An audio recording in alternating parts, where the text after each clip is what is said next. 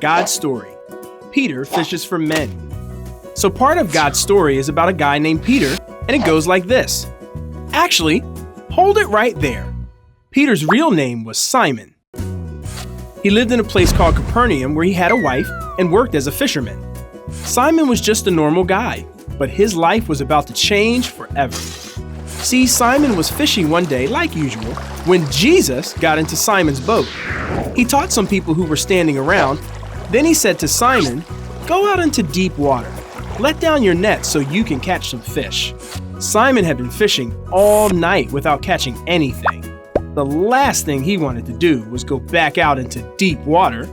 But since Jesus told him to do it, Simon obeyed, even though it didn't make any sense. And guess what? He and all the other fishermen caught so many fish that their boats began to sink. When Simon finally got back to the shore, he fell to his feet in front of Jesus. He realized Jesus was not just a great teacher, he was God's son and the rescuer God had promised. Jesus said, "Don't be afraid. From now on, you will be catching men." Jesus wanted Simon to know that now that he knew who Jesus was, he could tell other people who Jesus was too. In fact, Jesus gave Simon a new name, Peter. It means rock, because Jesus would use Peter to build his church. Sometimes we think of a church as a building, but really, it's people who follow Jesus.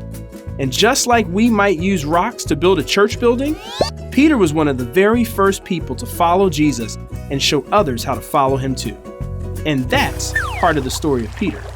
So, in case you missed it, here's the quick version. Simon was a normal guy. He lived in Capernaum. He was a fisherman. He met Jesus.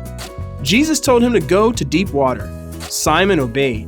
He caught fish. He realized Jesus was God's son. Jesus said Peter could tell others about Jesus. He called Simon Peter. And that's a part of God's story.